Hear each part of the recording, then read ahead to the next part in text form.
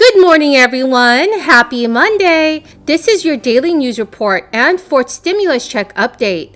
In today's video, I will be bringing you up to date on the latest stimulus news and information. If you want to enter my $100 Walmart gift card giveaway, please make sure to watch until the end of this video.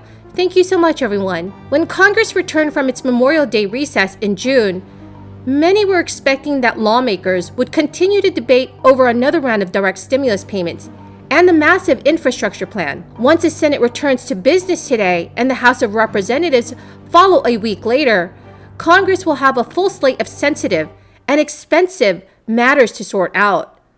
Fortunately, there are still several emergency programs in place that you can tap into if you are having trouble making ends meet.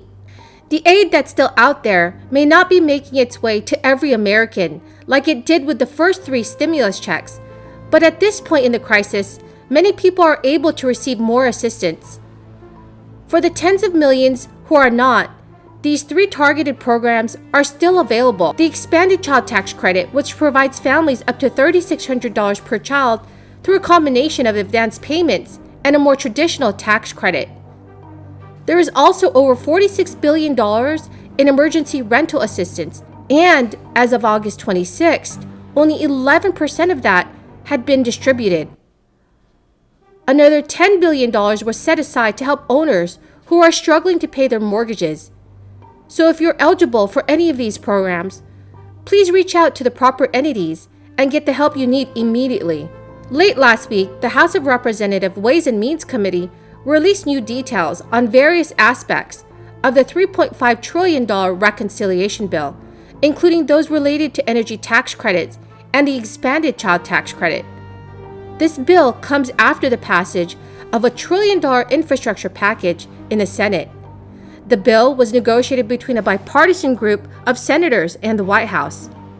This bill, though, is a narrower piece of the legislation than American Jobs Plan, a sweeping infrastructure package that the Biden administration has proposed. Is for the Congress, the House and Senate, to finish the job of passing my economic agenda so that we can keep up the historic momentum we've been building these last 7 months. It's about investing in America's future, not about short-term stimulus. That's not what we're talking about. These are long-term prosperity we're talking about lowering the cost of living for families, creating millions of good-paying jobs for hardworking Americans. It's about reducing bottlenecks in our economy, reducing long-term price pressures.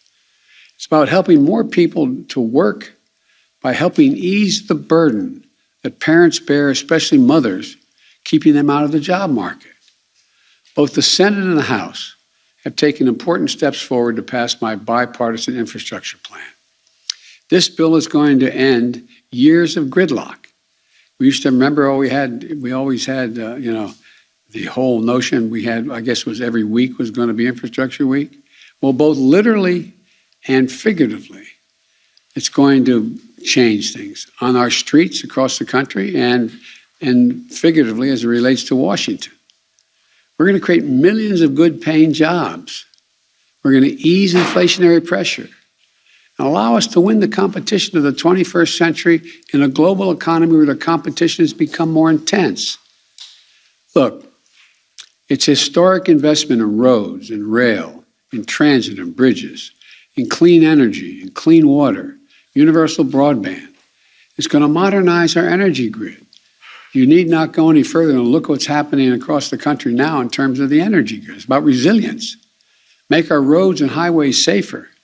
Make us more resilient to the kinds of devastating impacts from extreme weather we're seeing in so many parts of the country. And look, this is about good paying jobs for ordinary people, blue-collar workers, jobs at prevailing wage, not $15 an hour or 20 or 30, but for the carpenters and pipe fitters, plumbers, electrical workers, and so many other Americans.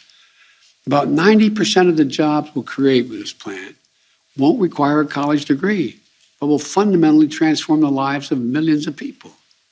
It's going to transform America and propel us into the future, just as we did when we built the Transcontinental Railroad, when we electrified the country with the TVA. Look, at the same time, the House and Senate have to advance my Build Back Better. Many conservative Democrats and centrist Republicans worked together on the legislation after rejecting President Biden's broad definition of infrastructure. The group chose to drop the elements of the plan focused on human infrastructure, which would have made targeted investments in workers that fuel the economy. Two of the most anticipated questions circulating around reconciliation bill on whether it would include an extension to the child tax credit, which is set to return to its earlier rendition after this year. In addition to including elements from the American Jobs Plan, Democrats working on the reconciliation package also took some of the measures included in the American Families Plan. These include topics like paid family leave and the extension of the child tax credit's current structure through the year 2025.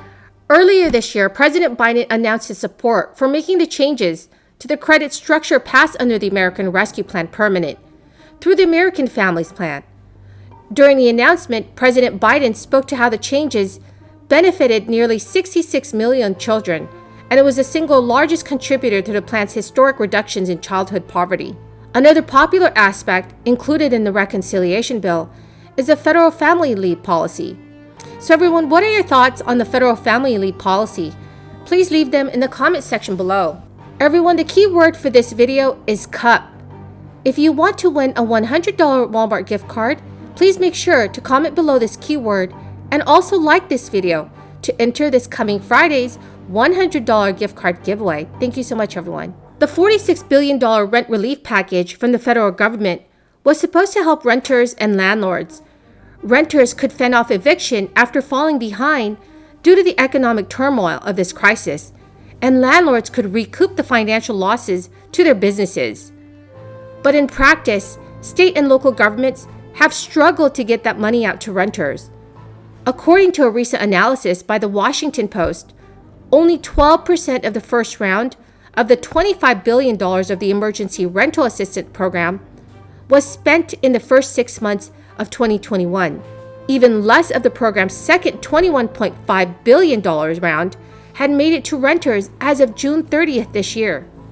In the months since, rent relief programs have ramped up just as their importance has increased. In late August, the U.S. Supreme Court knocked down a revised version of the eviction ban implemented by the Biden administration. As most state eviction protections had already expired, in the aftermath of the federal moratorium's end, rent relief has in many cases become renters' last hope for keeping their homes. So everyone, do you agree with me that the federal eviction ban should be reinstated? Please leave your thoughts in the comment section below. Thank you so much, everyone, for joining me here this morning. I greatly and truly appreciate it. Please make sure to enter the keyword for this video and subscribe to my channel, and don't forget to like this video too to enter this coming Friday's Walmart gift card giveaway. Thank you so much, everyone, and have a very blessed week.